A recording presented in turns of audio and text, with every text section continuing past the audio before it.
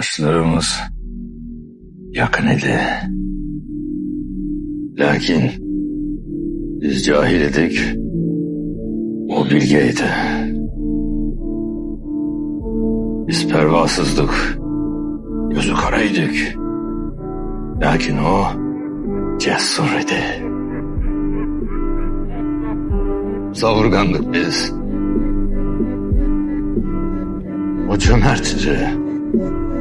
Biz öfkeliydik. O celalliydi. Bey olarak doğmuş idi.